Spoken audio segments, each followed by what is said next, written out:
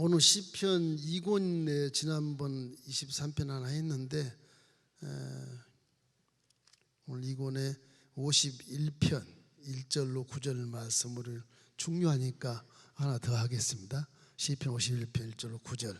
하나님이여 주의 인자를 따라 내게 은혜를 베푸시며 주의 많은 긍휼을 따라 내 죄악을 지워 주소서.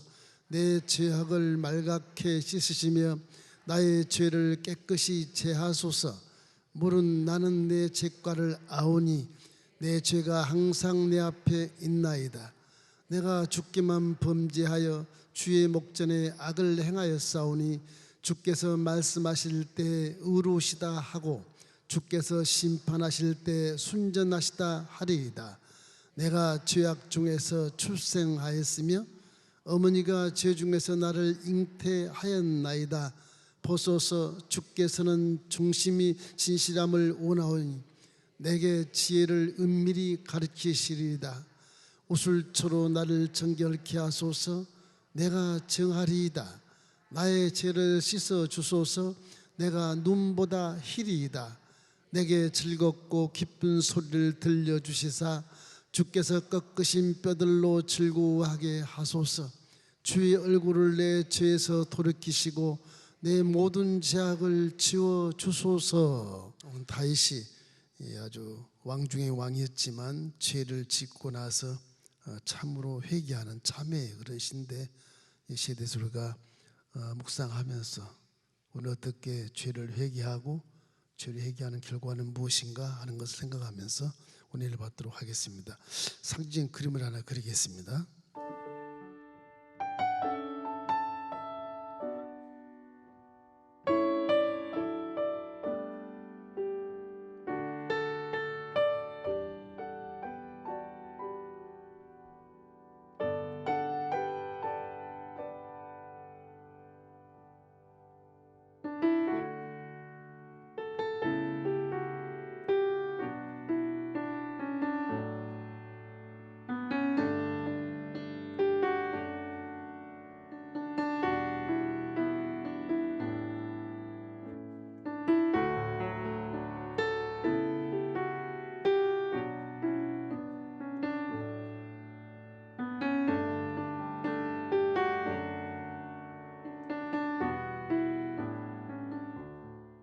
시편 21편은 아주 이 세상 인류 역사에 가장 하나님이 기뻐하시는 하나님 마음에 합한 자 다윗을 얘기해요. 다윗이 어릴 때는 초록 목동이었지만 하나님이 사무엘 선지자를 통해서 기름을 부어서 2대 왕이 된단 말이에요. 그 되는 기간 동안에 다윗은 뭐 칼도 써보지 않고 창도 뭐 훈련 받은 적도 없는데 전쟁만 하면 다 백전백승하는 거예요. 사울 왕이 엄청난 힘을 가지고 있지만 이 사람들이 얘기하기를 사울은 천천히요 다윗은 만만이라 그러면 이 사울이 다윗을 죽여야 왕을 계속 유지할 수 있으니까 다윗을 잡으러 쫓아다닌 거죠. 10년간을 그렇게 헤매요. 다윗은 양을 키운 자로서 하나님 마음을 어느 정도 이렇게 간파하고 있는 자라 하나님 말씀을 잘 순종하거든요. 하나님 말씀을 순종함으로 하나님이 승리하게 하시고 모든 체험들을 많이 해봤어요. 신앙이라는 건 체험 신앙이 그렇게 중요해요. 무슨 신학을 많이 알고 뭐 경륜이 많고 신학 연주가 깊고 그런 걸 떠나서 하나님을 체험한 신앙이야말로 최고의 신앙이 그게요. 그것이 내 마음의 육체를 딱 휘어잡아서 죄로 들어가지 않게 만들어주는 거예요. 이런데 다윗이 이제 사울 왕이 잡으러 와도 죽일 수 있는 기회가 2번이나 있었어도 안 죽이고 다 살려줘요. 왜? 하나님이 기름 부은 자를 내가 죽일 수 없다. 부하들이 죽일 기회가 많은데 물으면 안 된다. 죽이지 마라. 하나님이 다 알고 계신다. 그렇게 해서 지나가면서 10년이라는 세월을 고생을 하고 망명길에서 허우적거리며 살았습니다. 하나님 다시 회복시켜서 동일한 걸 이루고 난 다음 하나님을 안 보이시지만 왕이니까 사람을 죽일 수도 있고 살릴 수도 있는 권한이 있어요.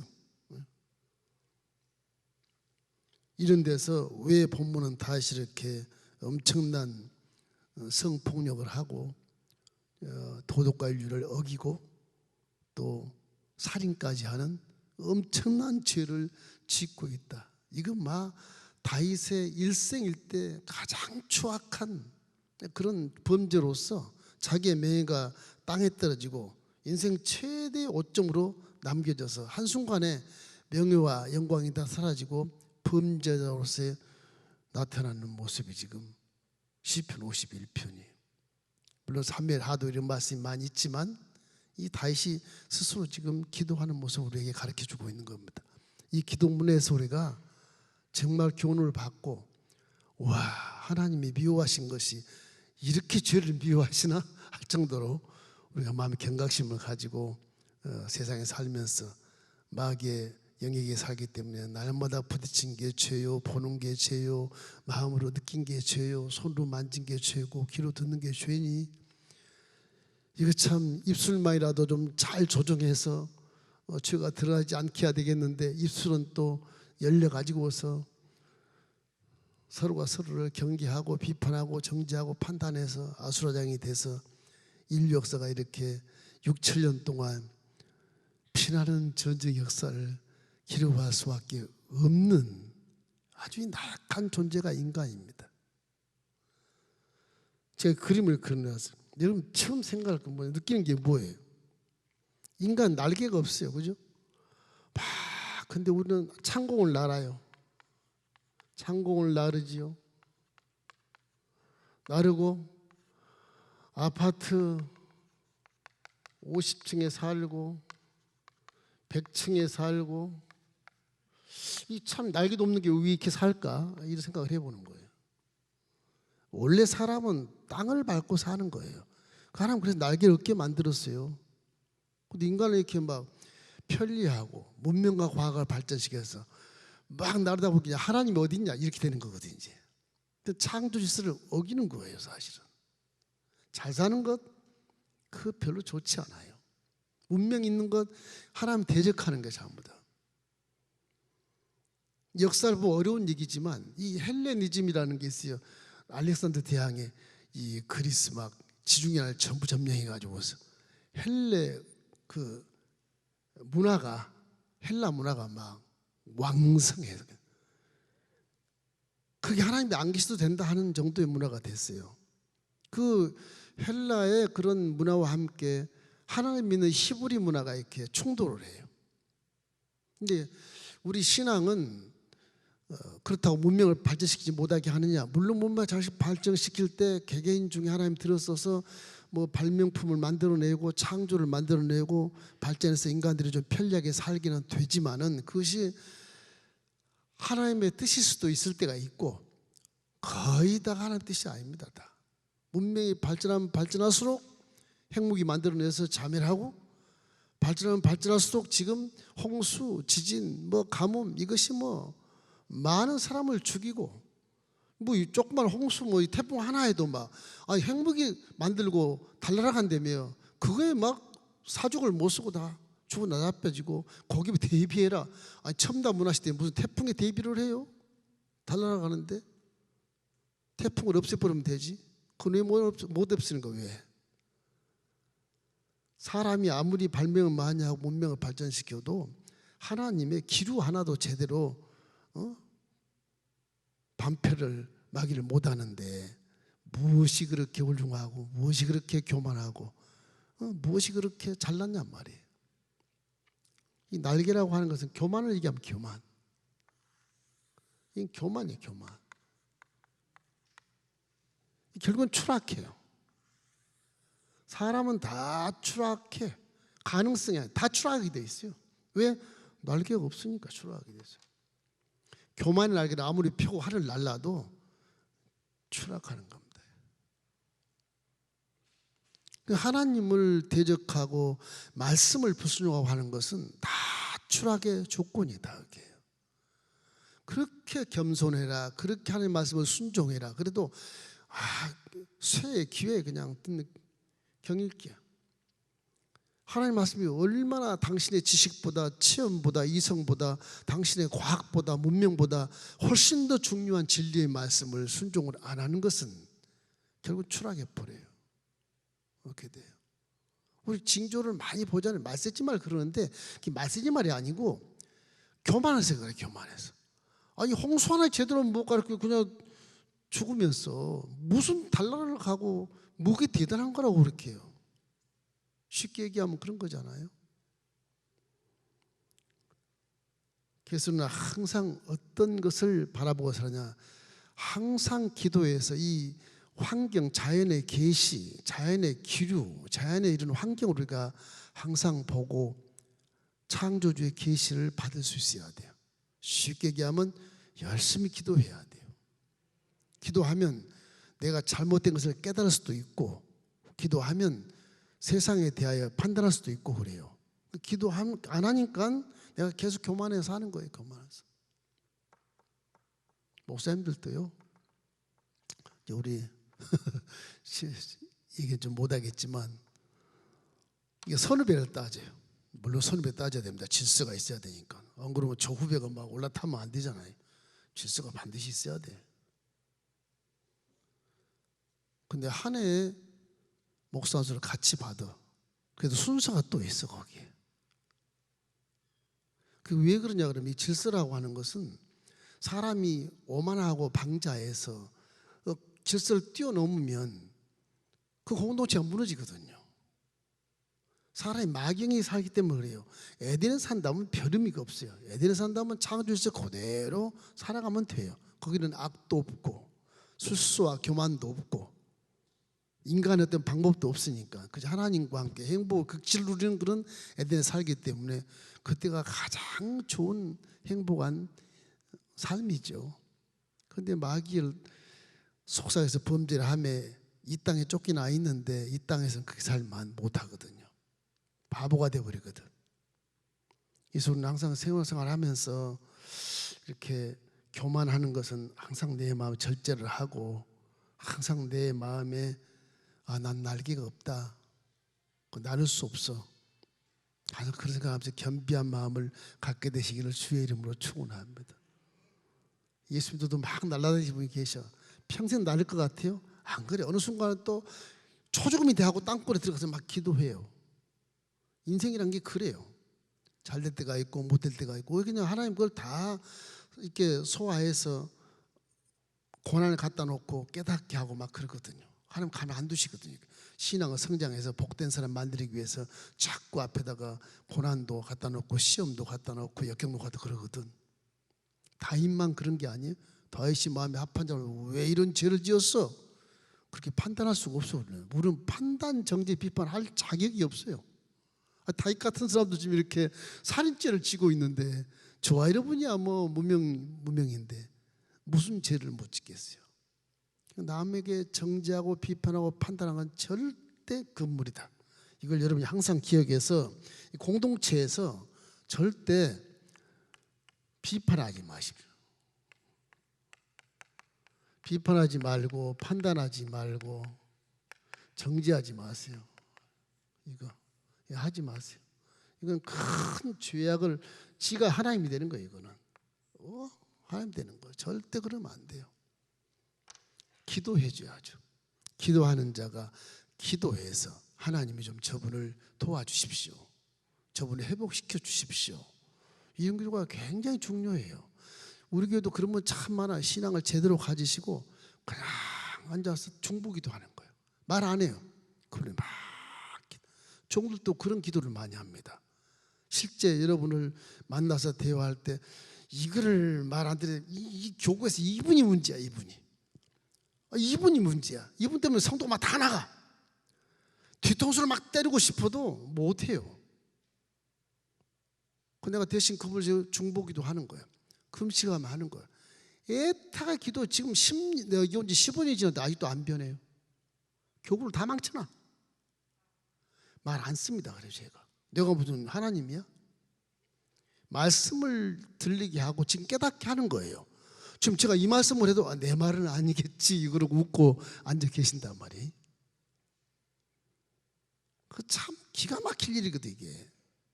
왜 그럴까?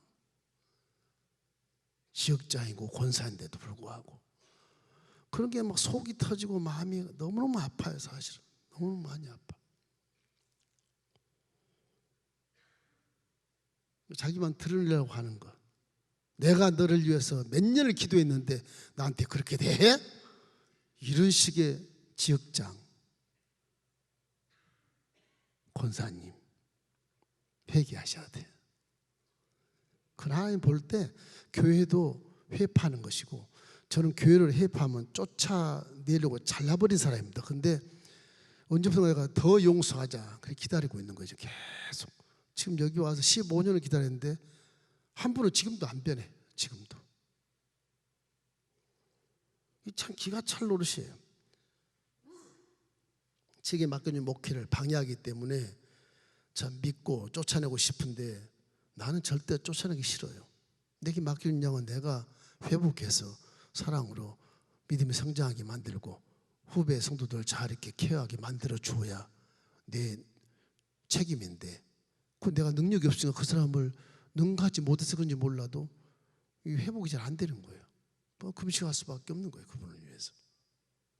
이런 간절함이 있게 되는 것입니다. 여기에 이 다윗을 보면 우리에게 죄를 지었을 때 어떻게 해야 되겠구나 하는 그런 관찰의 대상이 돼. 기도를 어떻게 해야 되겠구나 하는 그런 반면교사의 그런 대상이 될 수가 있어요. 내가 입장을 역지사지로 바꿔놓고 내가 다윗이라면 어떻게 했을까, 이런 배움의 대상이 되는 것을 말씀하는 겁니다. 한마디로 참으시기 때문에 회개예요. 회개는 메타노이아라 그래서 관역을 이렇게 벗어나는 거예요.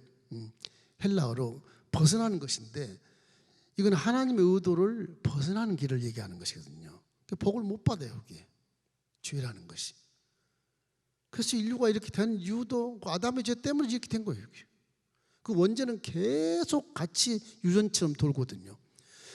여기 다윗이 회개하는 건 죄의 깊은 곳을 볼 수 있게 만들어 놨어요. 죄는 겉핥기로 이렇게 수박 껍데기 있는 게 아니다. 수박 속에 들어가 있어. 죄가 그 원죄라 그래.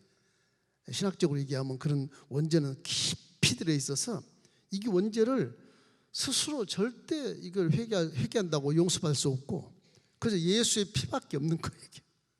대신 죽어버려야 그 원죄가 사라지는 거예요. 그래서 회개라는 건 잘못을 뉘우치고 삶의 태도의 방향을 바꾸고 또 선하게 바꿔서 선하고 착한 인간으로 새로운 피를 변화되는 것이거든요. 회개라는 것은 그냥 입으로만 회개하는 게 회개가 아니고 행동으로 반드시 결과 열매가 맺어져야 되는 겁니다. 반드시. 그 참 어려워요. 2, 3년 갖고 안 돼요. 한 5, 6년 가야 조금 인생이 살면서 좀 넘어지면서 좀 변화가 될까? 제 목회상에는 그런 정도의 판단밖에 안 돼요. 항상 우리 마음속에 회개라는 거, 마태복음 3장 8절에는 이런 말이 있어요. 이게 침례 요한이 한 말입니다. 그러므로 회개에 합당한 열매를 맺어라. 하나님이 저 돌들로 아브라함의 후손이 되게 하지 못할 것 같으냐? 너를 아브라함 후손으로 삼았다면 너는 열매를 맺어야지, 회개에 합당한 열매를. 그 택한 것에 대한 그 복음을, 주신 복음을 믿으라는 겁니다. 합당한 열매를 맺어야 된다. 그래서 회개는 구원을 이루는 회개가 한 번으로 끝나지만은 생활의 회개, 이건 이 계속 죄를 지면서 회개하는 것은 이렇게 성화된 단계를 거치는 겁니다. 쉽게 신학적인 용어로 성화된 단계, 조금씩 거룩한 단계로 성장하게 만드는 것이 회개의 단계예요. 회개. 여러분 이 51편에서 느낄 수 있는 건 뭐냐 하면 철저한 죄의 자백, 철저한 죄. 철저란 말이 들어가는 게 좋겠어요. 철저한 죄의 자백, 고백이 아니야. 자백. 이건 여기서 참회라는 게 나올 수 있어요. 진실로 회개하는 거예요. 자백, 고백이 아니라 자백을 하셔야 돼요. 내가 이런 죄를 지었습니다. 이 다윗이 그렇게 말하거든요.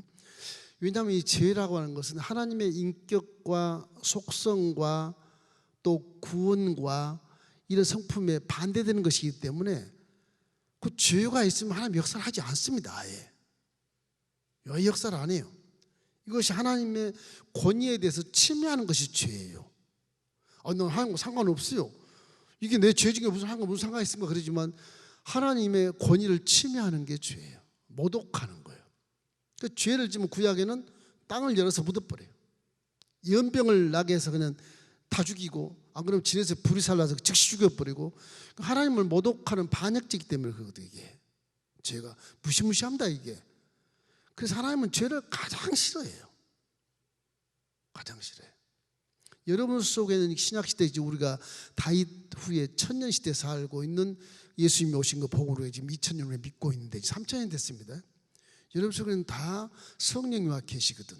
이 성령이 죄를 미워해요.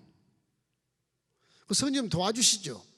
성령이 도와주시는 것은 결국 뒷손을 때려서 위급할 때 깨달으라고 도와주는 것뿐, 실제 그 죄를 해결하기 전에는 돕기가 힘들어요. 전증하신 능력으로 내려오신 하나님의 영이시지만 우리 신앙을 돕기 위해서 내려오신 분이고, 우리 육체를 사는 동안 끝까지 우리 함께 동반자로서 해야 될 직분을 갖고 계시기 때문에 성령님이 계속 함께 계세요. 그래서 성령님이 우리가 가장 가까이 있기 때문에 여러분이 생각하는 것이나 말하는 것이나 행하는 것을 즉시 하나님께 다 보고 올라갑니다. 다 이렇게 다. 여러분과 가장 가까이 사신 분은 사람이 아니고 가족이 아니고 성령이십니다. 그리고 더더군다나 죄에 대해서 배척하는 모습을 가질 때 성령이 쫙 기지개를 펴시고 이런 몸을 사용해서 눈으로 보게 하고 귀에 듣게 하고 마음으로 깨닫게 하시는 거예요. 성령 충만해라. 그 성령이 활동할 수 있는 그런 영역만 딱 우리가 만들어 놓으면 성령은 제대로 활동을 하시는 거예요. 우리 몸을 갖고 인도해 주시는 거예요. 그러니까 죄를 지면 즉시 회개하는 게 좋아요. 앉을 수가 없어요. 마귀행위에서는 다 죄질 수 있어요. 육체만 갖고, 물질을 갖고 있는 사람은 다 죄질 수 있어요. 부활하신 그런 분은 죄에 앉을 수 있겠죠. 영이니까. 전부 육체에 대한 것이기 때문에 그래요. 다윗은 이렇게 절실한 이런 참회가 이런 것이구나 알 수 있도록 구구절절한 구절을 성경에서 많이 이렇게 고백하거든요. 시편 51편 본문의 1절로 2절을 한번 읽어보십시다. 하나님이여 주의 인자를 따라 내게 은혜를 베푸시며 주의 많은 긍휼을 따라 내 죄악을 지워 주소서. 나의 죄악이 말갛게 씻으시며 나의 죄를 깨끗이 제하소서. 다윗은 하나님과 마음이 합한 자의 삶을 수십 년을 살았기 때문에 금방 죄를 알아요. 왕이 되었으면 다윗도 제사장 할 수 있는 자격이 있어요. 하나님 주셔서. 다윗은 선지자 자격도 있어요. 왕의 자격도 있고. 구약에는 이 세 가지 직분 자격을 가진 자는 다윗밖에 없습니다. 그 나단 선지자가 있었어요. 나단 선지자가 다윗의 왕권의 위에 있는 그런 사사시대를 지나서 아직까지는 다윗이 하나님을 경외하기 때문에 선지자가 위라고 봐져요. 다윗도 선지자거든, 왕이지만. 나단 선지자가 와서 다윗을 막 징계를 하는 겁니다. 하나님이 널 다 보고 있다. 왕이여 100마리 양을 가진 부자가 저 시골에 한 마리 양을 가진 가난한 자의 양을 뺏어가지고서 그걸 잔치를 했답니다. 그 나쁜 놈이 어디가 있어? 그러면 죽일 놈이다. 그 자기라는 걸 그냥 당신입니다. 그것은 왕이지만 나단 선지자를 죽여버릴 수도 있고, 그죠? 왕권인데 뭐. 저놈은 나의 반역한 놈이다 그럴 수도 있지 않습니까? 유배 보낼 수도 있고. 그것을 다해서 무릎을 탁 꿇어요. 왕이 한낱 선지자 앞에서 무릎을 꿇는단 말이에요. 그것이 우리와 좀 다른 부분이 있어요. 우리와 좀 달라요. 그래서 우리는 이런 진실한 회개를 경험한 다윗에 대해서 형식적인 회개가 아니고 정말로 자백하는 회개, 참 회개를 하시기를 주의 이름으로 축원합니다. 죄를 곧바로 인정하느냐 아니면 좀 숨기려고 하면서 내 체면을 유지해 나가려고 하냐, 그 차이. 고백과 자백은 그 차이예요. 우리 주로 고백하다 끝나. 자백까지 안 가. 이게 참 회개가 안 된다고요. 그 다윗과는 엄청난 차이가 나는 거예요. 결과적으로 보면 엄청난 차이가 나거든요.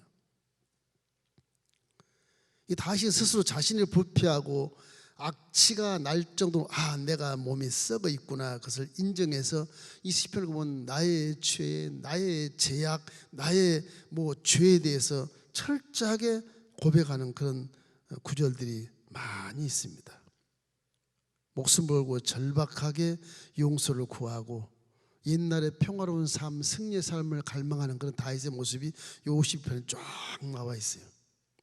하나님의 인자와 자비와 긍휼만을 구할 뿐이다. 내 죄를 변명하고 그런 것이 아니고 하나님의 자비와 긍휼만을 구할 뿐. 그래서 죄라는 건 이렇게 무서운 것입니다. 자, 우리가 생각할 것은 하나님의 사랑이 작동하지 않으면 하나님의 사랑과 긍휼하심 작동하지 않으면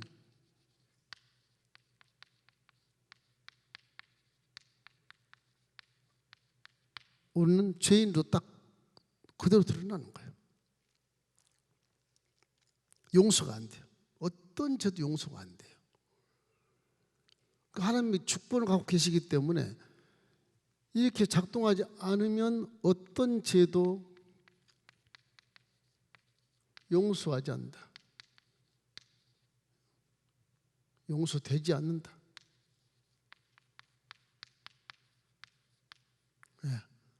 하나님의 사랑과 긍휼하심이 반드시 있어야 내 죄가 용서를 받게 된다.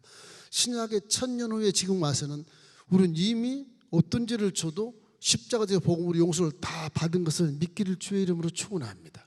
그리고 회개의 통로를 쫙 열어놨어요. 하나님. 얼마나 감사해요. 회개 통을 쫙 열어놓고 회개가 직통 소통할 수 있도록 우리 안에 성령을 보내셨으니까 다윗 시대보다 우리는 엄청난 은혜 시대에 사는 거예요. 그 긍휼과 사랑이 딱 증거 딱 보여. 십자가 대속 복음이 마귀야 십자가 대속을 봐라. 예수의 피가 내 죄를 다 사했느니라. 어제 내가 죄를 졌어? 오늘날 회개 다 했어. 끝. 그러면 된다는 거예요. 그러면 성경에 사도 바울이 그러면 죄를 많이 지어야 되겠느냐? 그래야 은혜를 많이 받겠느냐? 그런 말이 나와요. 그렇지 않다. 한번 지어봐도 되나? 성령이 역사해서 죄를 못 짓게 해요. 신앙의 성장에 따라서. 이 때문에 일반적으로 생각하는 것은 그렇다고 죄를 많이 지을 것이냐? 못 짓는다. 하나님이 가만두지 않으신다. 고난을 집어넣든지 징계를 하든지 해서라도 성장하게 만들지 후퇴하게 않나. 그 성경이 그렇게 나와요. 그래서 사도 바울 같은 경우는 하나님의 사랑의 줄이 나를 딱 붙잡고 있어서 사망이나 생명이나 천사들이나 높음이나 깊음이나 현재이나 장래이나 다른 아무 피조물도 나를 하나님 사랑해서 끊을 수 없느니라. 그래서 다윗은 하나님의 사랑 긍휼이 작동하지 않으면 내 죄 어떤 죄도 용서가 안 된다는 것을 알고 있거든요. 일생을 한 게 바쳤다. 그래서 그럴까? 다윗은 체험신앙으로 어릴 때부터 와 우리 하나님은 이렇게 양치는 것과 똑같구나. 내가 양을 칠 때 털을 빗겨주고 때를 없애주고 푸른 추한 거 들풀을 만들어주고 독초를 먹이 못하게 하고 살찐꼴을 먹이고 하나님 나를 그렇게 돌보시는구나. 그럼 벌써 체험으로 다 알고 있어요. 그래서 하나님께 순종하니까 전쟁에 승리하고 순종하니까 사울이 잡으려도 잡긴 잡아도 못 죽이고 순종하니까 다윗이 죽을 기가 2번 했어도 안 죽였고 순종하니까 동일왕국의 왕으로 돼버린 거예요. 그걸 다 지나고 지금 내가 궁중에 전쟁터인데도 불구하고 궁중에 딱 여유가 있어서 쉰다고 돌아다니다가 대낮에 목욕하는 바세바 여인을 바라보고 음욕을 품었다. 정욕을 품었다. 그게 이 마귀라고 하는 것이요. 틈을 타면 큰 순식간에도 믿음이 싹 사라져버려요. 항상 긴장하고 만물이 가까움을 보면 볼수록 더욱 기도하고 경상하고 깨어있어라. 그 말이 그 말씀인 것입니다. 항상 준비해야 돼요. 이게요, 이 비행기가 추락하잖아요. 사람은 발전해서 날개가 없으니까 비행기 타고 날으면 되지. 저건요 반드시 추락하게 돼 있어요. 안 추락하면 어떻게 해야 돼? 정비를 잘해야 되겠죠. 정비를 잘해야 돼. 정비를 잘해야 돼. 그래야 목적에 날아갈 수 있지. 우리는 율법에 대한 말씀을 잘 듣고 이 말씀대로 인생을 살아갈 때 날아갈 수 있는 영광이 내 앞에 오면 말씀대로 살아가면 다윗처럼 그냥 지체 없이 날아갈 수 있어요. 왕까지 쫙 왕의 자리까지 올라갈 수 있어요. 그러나 왕의 자리에 올라가도 정비가 안 되면 그냥 추락하는 거예요. 그냥 추락하는 거예요. 신약에 와서는 우리에게 힘을 주신 건 뭐예요?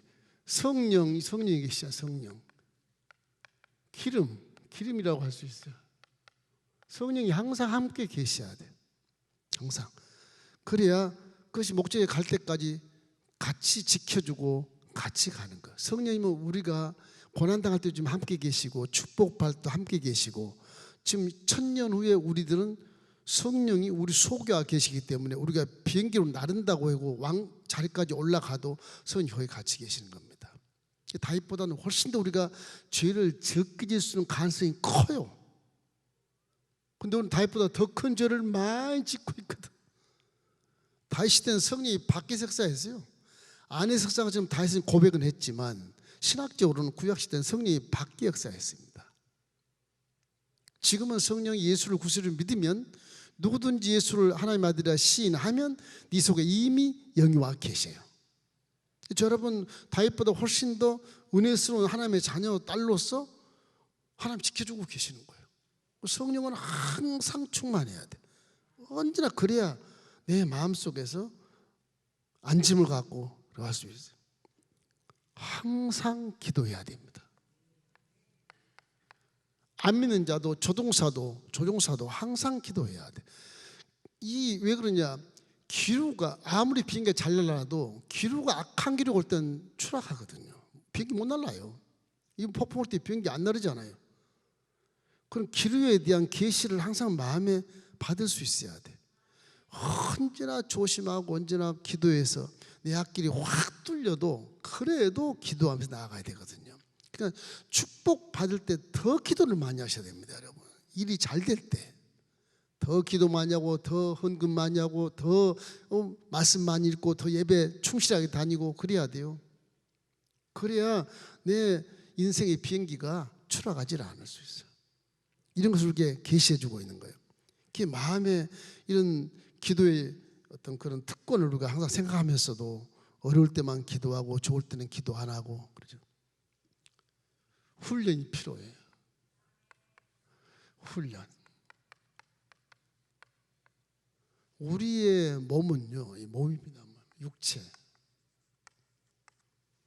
이 육체는 영의 세계와 다르기 때문에 훈련을 자꾸 시켜야 거기에 순종하는 습관이 생겨요.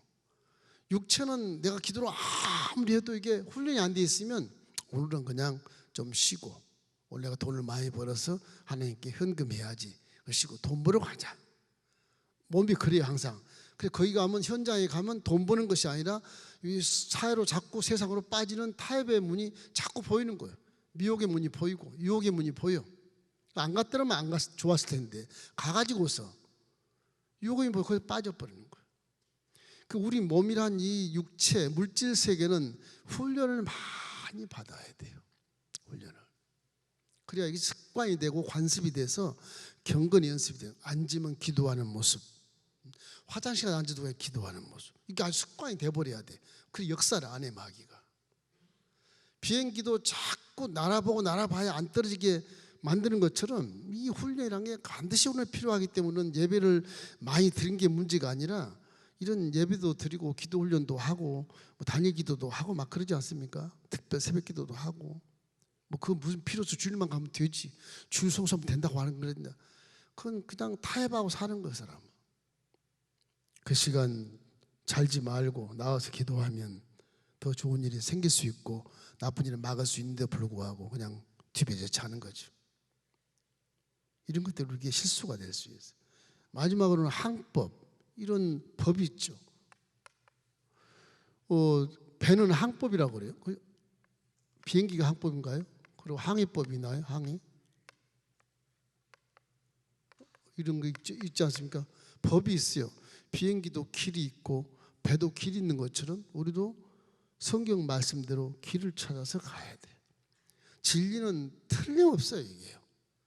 진리는 믿어도 후회가 없는 거예요. 진리는 명확하고 실제고 다 확인되어 있는 것이고, 그 확인된 건 성경에 다 낱낱이 막 기록해 놓고 이런 거란다 이런 거란다 전부 확인을 설명해 줬지 않습니까? 그러니까 이 법이라고 진리는 명확한 것이기 때문에 진리는 순종하면 복을 받게 되는 겁니다. 순종 안 하니까 결국 저주를 받게 되는 것이죠. 그래서 우리는 철저한 죄의 자백을 할 때 이렇게 하나님의 사랑과 긍휼이 작동되지 않으면 죄가 용서가 안 된다. 그리고 항상 우리는 죄 중에 태어난 본성이야. 본능. 이 본능은 죄를 져서 좀 약간 이렇게 바뀌었지만 마귀 본능으로 빗나가 버렸지만 이게 본능의 빗나간 본능입니다. 빗나간 본능. 이 빗나간 본능이 우리 속에 있어요. 그래서 이 본성을 잊지 말아야 돼.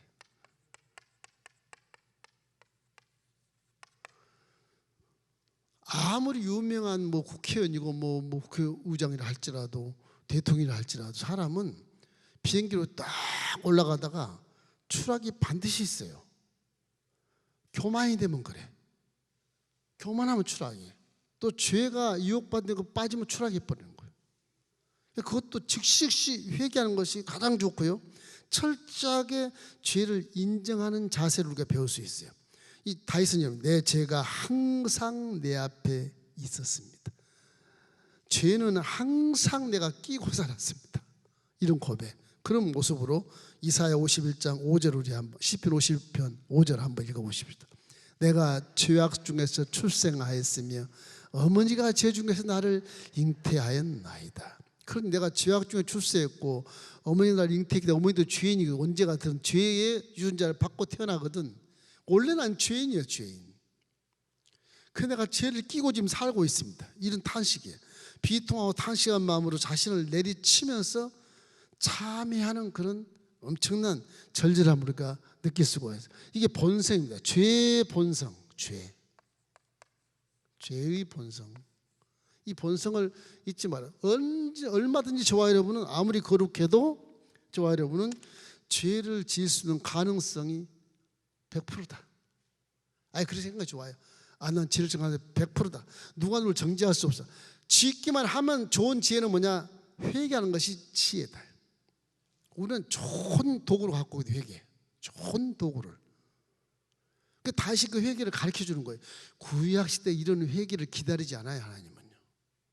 그런데 다윗은 하나님 마음에 합한 자로서 죽음을 목숨을 무릅쓰고 회개를 하니까 벗개를 잡고 죽겠습니다. 그러고 회개를 하는 모습이라 하나님이 긍휼함을 보이신 거예요. 구약에는 이게 회개해서 용서할 가능성이 전혀 없어요. 이게요. 율법에 살인하는 살인할지니라 되어 있기 때문에 죽어야 되는 거예요. 이게요.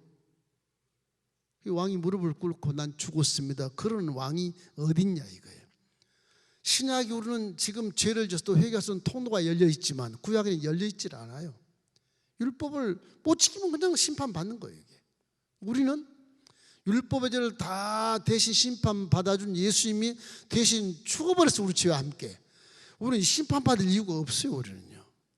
단지 죄지면 회개나 하면 끝이에요. 할렐루야. 그래서 복음이라고 그래. 굿뉴스라 그래. 기쁜 소식이라 그래. 이거 슬픈 소식이 아니에요. 복받은 소식이라 그래요. 얼마나 좋은 시대에 살아요. 다윗은 이와 같이 좋은 시대에 살았으면 다윗은 왕 중 왕이 아니라 정말 세계에 뜬가는 그런 사람이었을 것입니다. 이렇게 비통과 절절함을 얘기하는 것 한번 회개하는 모습 볼까요? 시편 6편 6절에 보면 이런 말씀이 있어요. 내가 탄식함으로 피곤하여 밤마다 눈물로 내 침상을 띄우며 내 요를 적시나이다. 얼마나 탄식이 일상이 되었는지 피곤할 만큼 눈물로 회개하니까 눈물이 막 침상을 띄운다. 우리 사람 눈물이 그렇게 많더라고요. 눈물이 굉장히 많습니다. 사람 이 몸속에 엄청 많아요. 끝이 없어요. 눈물이 이게 몇 시간도 끝이 없이 나와요. 이게요. 신기할 만큼 나와요. 그 물이 어디서 나오는지 몰라. 물을 많이 안 마셨는데도 몸에 있는 물이 다 빠져나오면 피곤하죠. 탄식하면 피곤하다는 말은요, 탄식이 뭐 피곤해 그렇지만 탄식하면 눈물로 다 쏟아내니까 몸이 그냥 힘을 못 써요. 이게 힘을 못 써요. 그런 뜻이에요. 그 요를 적시고 침상을 띄울 만큼 그렇게 절절히 회개하는 모습을 내요. 왜냐하면 다윗은 딱 알거든요. 요 죄로 인해서 하나님 관계가 끊어지면 난 죽는다. 그걸 알거든. 그 목숨 걸고 하는 거예요. 여러분이 조그만 죄를 질 때도 큰 죄는요, 작정하고 기도해서 죄를 쫓습니다. 보이니까. 조그만 죄 같은 안 보이잖아요. 슬며시 들어와서 이 스폰지를 적시는 것처럼 그렇게 들어와. 그 다 망가지는 거예요. 그 조그만 죄를 더 진실하게 회개하십시오. 조그만 죄를 회개할 때 주님이 그걸 도와주셔요. 큰 거는 다 볼 수 있어. 우리는 큰 거는 벌써 법에 어긋난 거 뻔히 본인이 알고 짓는 것이고 그런 거잖아요. 다 스스로 회개해요. 그 사람은 죄를 회개할 수 있어. 조그만 죄들은 이거 뭐 죄도 아닌데 뭐 회개하나. 그게 이제 커지면 그 스폰지처럼 내 몸 전체를 휘감아서 물에 잠기면 어둠이 찾아오고 아주 비참한 지경에 이를 수밖에 없다. 아주 그 여우 같은 것, 포도원에 여우가 들어와서 망치는 것, 뿌리를 잘라먹고 하는 이런 것들을 조심해야 돼. 조그만 죄를 조심하십시오. 다윗의 이런 참회의 교훈에 대해서 우리가 교훈받을 수 있는 것은 시편 51편 7절로 9절 우리 한번 읽어보시겠습니다. 우슬초로 나를 정결케 하소서.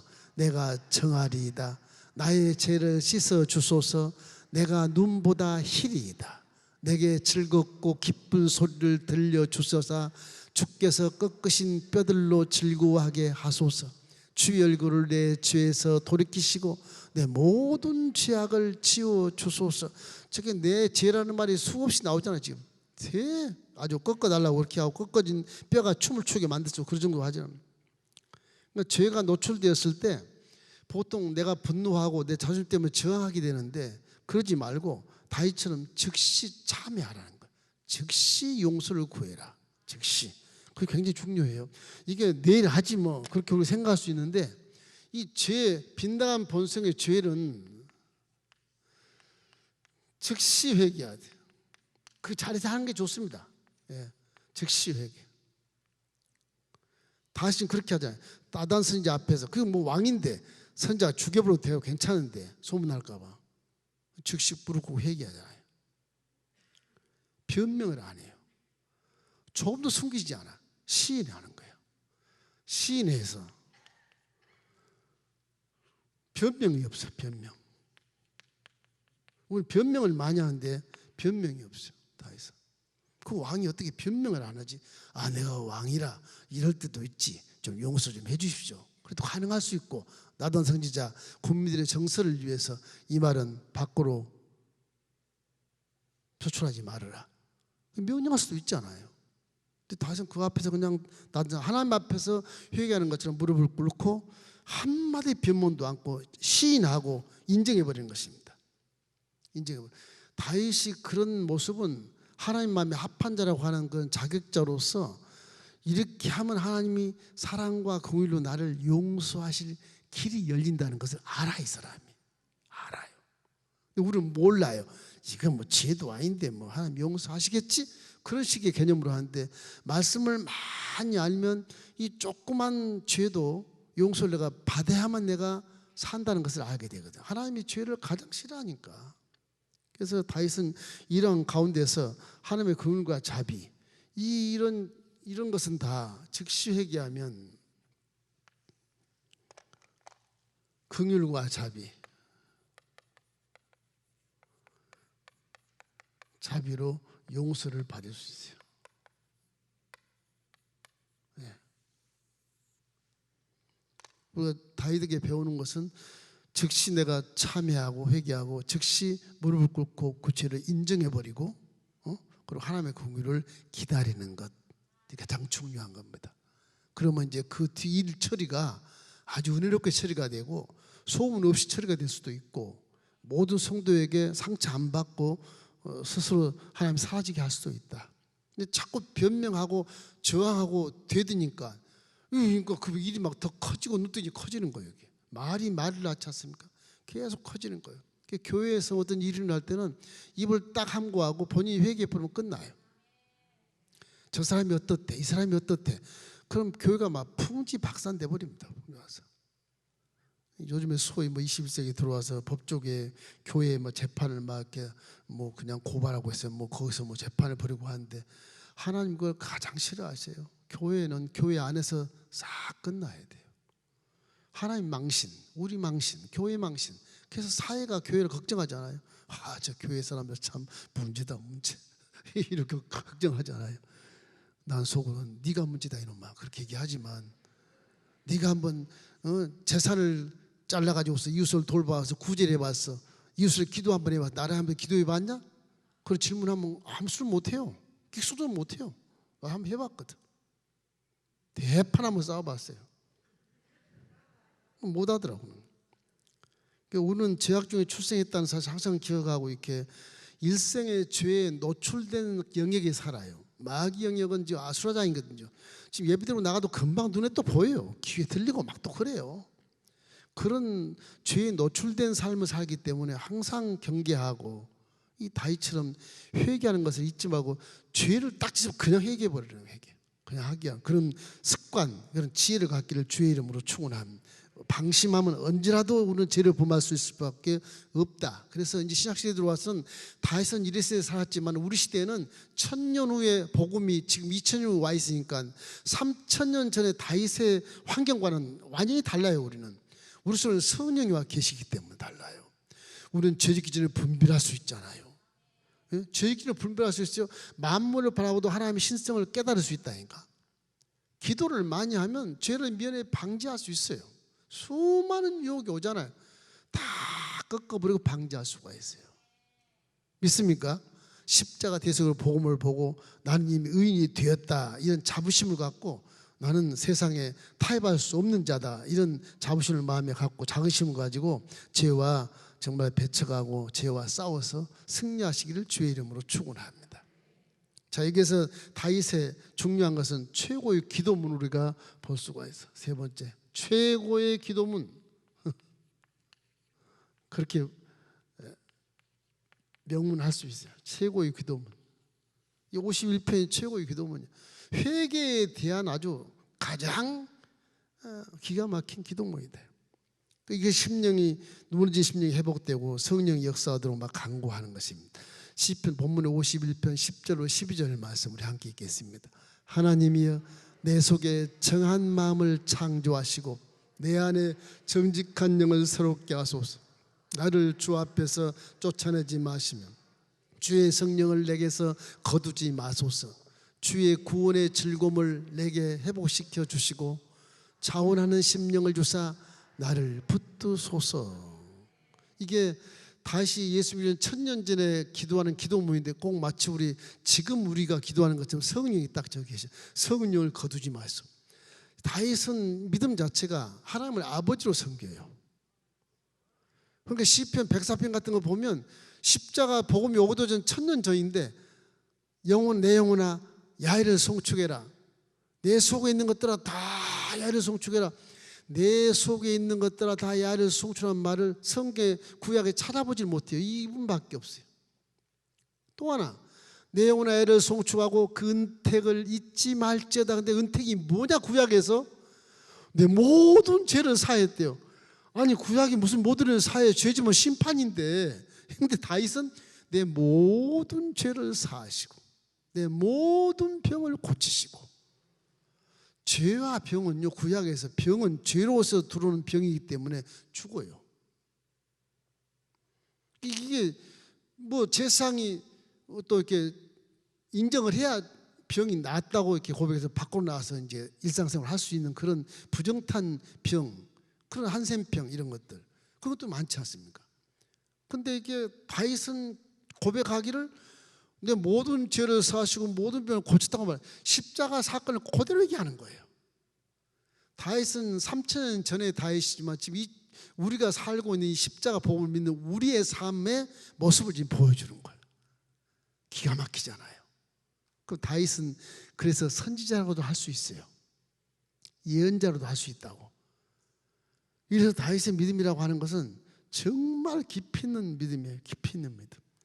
그래서 우리가 지금 현재 은혜 시대에 살고 있는 것처럼 정직한 영을 새롭게 하시고 주 앞에서 쫓아내지 마시고 내 성령을 내게서 거두지 마십시오. 이런 말씀을 한단 말. 구약 이런 말이 없어요. 시편 여기밖에 없어요. 성령을 내게서 거두지. 신학적으로 그렇게 안 맞는 말이죠. 안 맞는 말이거든. 근데 다윗의 믿음에서 맞는 말이라는 거. 다윗은 하나님과 함께 사는 모습으로 살았기 때문에 그래요. 저와 여러분도 다윗처럼 더 하나님과 함께 사는 모습을 보일 수도 있어요. 여러분 속에 성령이 계시기 때문에. 할렐루야. 얼마나 감사합니다. 예수님이 그래서 성령을 보내신 것이 얼마나 감사하고 그것이 감격스러운지 몰라요. 만약에 성령을 안 보내셨으면 우리는 다 죽었어요. 벌써. 복음이 왔어도 다 날아갔어요. 사람이 이렇게 무기력한 상태를 회복하는 길은 성령이 이 상한 심령을 정결하게 함으로써 치유해 주는 것이거든요. 거룩하면 어떤 저주와 가난과 질병과 죽음이 사라져 버려요. 그 십자가 대서 복음은 죄를 싹 씻어버리고 우리를 거룩하게 만들어 주는 거예요. 너희도 나도 거룩하니 너도 거룩할지니라. 너희는 너희가 하나님의 성전인 것과 거룩한 성전, 그 속에 성령이 계신지 알지 못하냐? 너는 내가 거룩하니 너도 거룩해다. 거룩한 것이 복음의 근원이에요. 그게 거룩만 하면 죄와 저주와 가난이 상관없고요. 거룩만 하면 질병도 상관이 없어요. 지금요. 거룩만 하면 죽음도 상관없는 거죠. 구약 창세기부터 지금까지 하나님은 제일 먼저 거룩할지어다 그걸 얘기하거든. 성결을 제일 먼저 생각해요. 그래서 위생적으로 굉장히 조심하는 사람을 하나님 기뻐하셔요. 물질도 거룩해야 되고 생각도 거룩해야 되고 마음도 거룩해야 되고. 이 성경 전체가 맴도는 그 하나님의 흐름이, 영적인 흐름이 거룩함, 성결함이 기초입니다. 기초. 거기에 사랑이 들어와요. 거룩하지 않는데 사랑이 들어올 수 없어요. 거룩한 흐름물 속에 사랑의 물이 흘러 들어온다고. 그 사랑의 물이 흘러 들어오면 율법을 다 지킬 수 있는 능력이 생기는 거예요. 그래서 지금 세 계명을 사랑하라고 말하는 거죠. 그런 사람이 마귀의 세를 거룩하게 살 수는 없지만은 우리가 열심히 기도해서 이 기도의 최고미라는 것은 정직한 영을 새롭게 하시고 내 성령을 거두지 마소서. 그리고 즐거움, 구원의 즐거움을 회복시켜 주소서. 딱 신약이 말씀을 하는 거예요. 신약이 말. 그래서 그 회복되면 자원한 심령서 봉사하고 헌신하게 해달란 말이거든요. 이게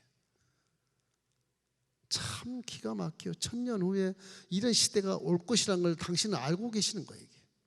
알고 계시는. 그래서 다윗을 선지자로서 명명을 합니다. 기가 막히잖아요. 하나님은 정직한 것을 좋아하십니다. 빛처럼 곧바른 걸 좋아해요.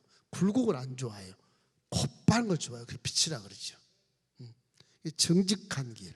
내 안에 성령이 함께 하시면 정직을 거둘 수 있거든. 성령만 거두지 마소서. 그리고 구원의 즐거움을 좀 회복하게 하소서. 지금 우리는 신약시대는 구원의 즐거움을 춤을 추고 난리부석을 쳐야 돼요. 막 박수 치고 춤을 추고 그렇게 기도해야 돼. 구원의 즐거움 속에서. 우리는 구약과 전혀 다르거든. 심판받을 이유가 전혀 없어요. 이제 구원의 날만 기다리면서 자원하는 심령, 스스로 내가 소수부에서 봉사하고 헌신한 심령이 돼야 이게 마땅한 믿는 자거든. 지금 이 다윗의 기도의 최고목이라는 게 이 본문의 이 말씀을 얘기하는 거예요. 신약을 노래한 거예요. 신약을. 그래서 최고의 기도문을 말씀하는 거예요. 하나님 앞에 들어왔던 것이 정말 성령을 거두시면 우리는 살 수 없습니다. 이런 것을 고백하면서 우리는 하나님의 통로인 성령이 내 안에 계신 것을 감사하고 환영하고 의지하고 동행해서 임유와 계시니까 모셔드리는 마음으로 내 왕자의 성령을 딱 앉혀놓고 그 성령 은혜대로 살 수 있는 그런 자가 된다면 다윗의 고백과 일치해서 영혼이 잘된 같이 범사가 잘되고 강건한 축복을 얻을 수가 있는 겁니다. 구약에는 그렇게 회개하지 않는 사람에게 가장 무서운 징계가 이 버려진 상태거든요. 사탄의 먹잇감으로 던져버리는 것이거든요.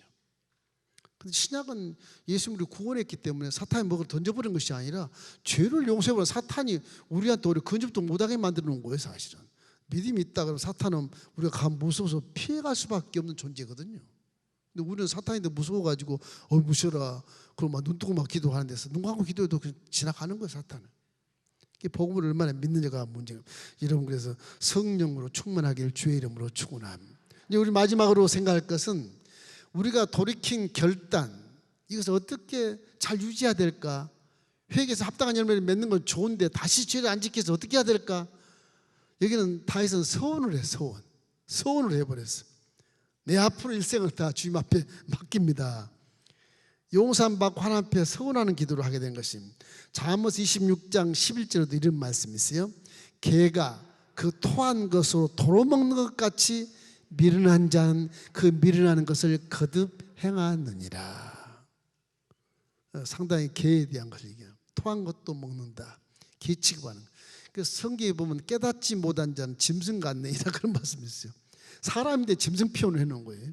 그 참 사람이 아니죠. 이런 데서 오는 죄와의 그런 결단을 우리가 생각하는데 이렇습니다. 이 돌이킨 결단이 뭐냐?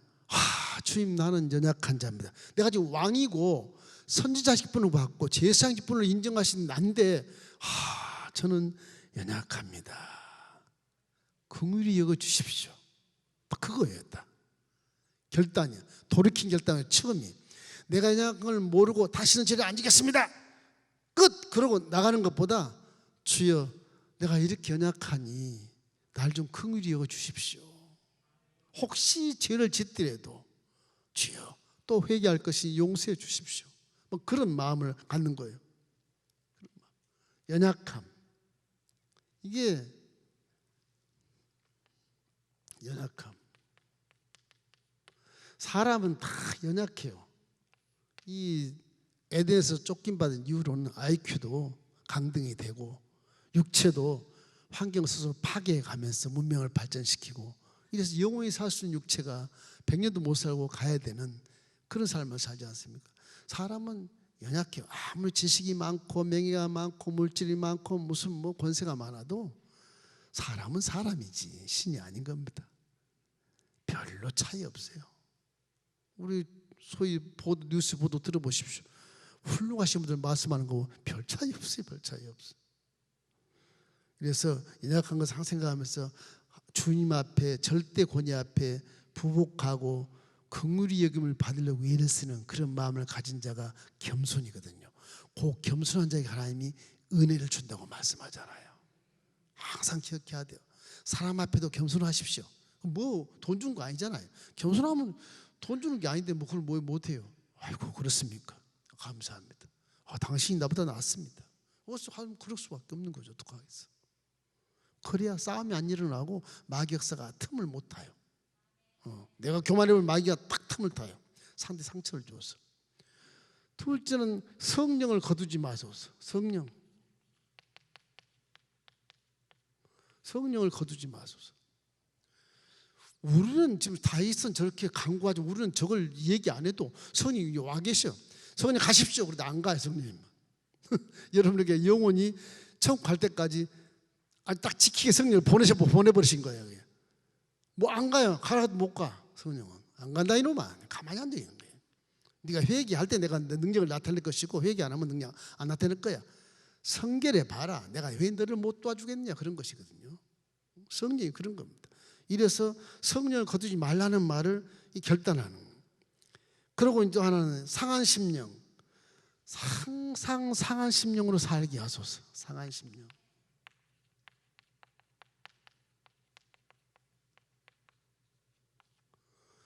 사람이 이렇게 속상하고 통야 자보가 눈물이 글썽글썽하고 오늘 나 또 죄졌네. 그리고 바보처럼 살고 연약한 것처럼 살고 맨날 저러면 죄만 짓고 사는구나. 그렇게 차라리 보이면서 살아가는 것이 좋겠다. 이 다윗의 이 시편의 원어로 쭉 이렇게 풀어보면 어려운 말이지만 아주 나를 깨가지고요 박살낸 영혼으로 보여요. 나는 죽었습니다. 나 하나님 완전히 박살났어. 이거 어떡하지 이거? 박살났어. 하나님 박살난 조각을 좀 붙여주시고 긍휼함을 가지고 용서해 주십시오. 그 얘기거든. 그 얘기. 나 이미 죽어버린 거예요. 죄를 지면 죽는 겁니다. 안 죽는다고 생각하니까 죄를 자꾸 지는데 죄를 지면 죽는 거예요. 그러니까 우리 마음속에 항상 기도할 때 난 죄를 지면 난 죽는다. 그 생각하죠. 안 지으면 복을 받으니까 죽는다. 그 생각을 항상 해야 돼. 조심해야 돼요. 이 범죄자들에게 주의 은혜와 사랑을 가르치고 일평생 공의를 부르짖고 정말 일평생 주를 찬양하면 얼마나 좋겠습니까?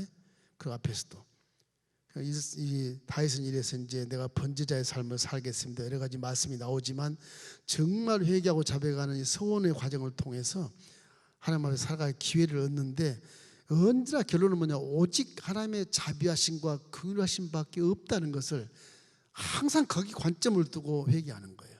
거기 관점을 두고 삶을 살고 왕이 그렇게 살아요. 왕이 마음대로 할 수 있는데 하나님의 자비와 긍휼을 항상 바라보면서 사니까 백성들이 얼마나 복지가 잘 되고 좋겠습니까? 그래서 다윗은 통일 왕국의 왕이 되잖아요. 이스라엘 제국이 지금 수천년 지나갔는데 지금도 다윗의 국기를 그대로 걸고 있는 것은 다윗이 그만큼 하나님께 칭찬받고 마음이 합한 자이기 때문에 그렇고, 합한 자의 회개는 무엇이냐? 이것처럼 돌이키는 결단과 소원을 통해서 다시는 죄를 안 지겠다는 그런 위대한 그런 기도문을 우리가 볼 수가 있는 것이죠. 하나님은 죄를 미워하시나 이 과정에서 보면 참으로 회개한 자에게는 결국 기회를 주시고 긍휼과 자비로 이렇게 세워주신다. 그런 겁니다. 그러니까 회개하라 천국이 가까웠다. 예수님이 단적으로 말한 게 그 말이에요. 마태복음 4장 17절 회개하라 천국이 가까웠냐. 그 말은 회개하면 네 속에 천국이 임한다. 천국이. 다윗의 그 회개한 후에 이런 기회를 주시고 이렇게 세워져서 다시 한번 건강하게 하고 예배 삶을 살게 하는 것처럼 네 마음에 기쁨이 충만한다. 그런 거예요. 회개가 그렇게 신약에서 이걸 통틀어 예수님께서 침례왕과 함께 회개하라 천국이 가까웠네 말한 것처럼 이 회개가 신약의 믿음 속에 이제 믿음과 함께 있게 양대 산맥을 이루고 가는 겁니다. 회개를 통해서 성령이 역사하든지 안 하든지 하는 거예요. 물론 신앙이 믿음과 말씀과 성령이 함께 가야 되겠지만 이 성령과 함께 하는 게 힘들어. 회개를 통해서만 성령이 움직이시니까. 회개하면 바퀴가 안 움직여. 이게 안 움직이는 거예요. 그러니까 믿음과 회개가 같이 가야 돼. 자꾸. 그래서 항상 회개가 성령이 충만하게 만드는 통로가 되는 것이고 그 통로가 축복의 통로가 되는 것이고 우리에게 하나님 은혜를 베풀어 주시는 통로가 되는 것입니다. 이래서 성령의 인도하심을 따라 살아가는 우리는 다윗보다 훨씬 더 아주 훌륭한 시대에 사니까, 은혜 시대에 사니까 일평생 여러분 찬송과 기도와 예배의 삶을 살아서 우리 마음이 정한 마음으로 변화되고 하나님 교제가 이와 같이 통로가 열리고 회복되고 구원의 즐거움이 회복되고 기쁨과 평안을 얻게 된다면 하나님 우리를 기뻐하시고 다윗같이 복을 주실 것입니다. 할렐루야. 우리 마음속에 정한 마음, 이 정직한 마음, 거룩한 마음이 변화되기를 주의 이름으로 축원합니다. 우리 마음속에 하나님 교회가 회복된 것을 믿기를 주의 이름으로 축원합니다. 왜? 성령이 계시니까. 그렇다면 우리가 구원받이 즐거움을 회복해서 춤을 추고 기뻐하며 즐거움을 살아가는 여러분 되시길 주의 이름으로 축원합니다. 그래서 믿음이라고 하는 것은 빌립보서 4:6절 말씀처럼 아무것도 염려하지 말고 모든 일에 기도와 간구로 감사함으로 하나님께 아뢰는 것이 믿음의 모습이에요.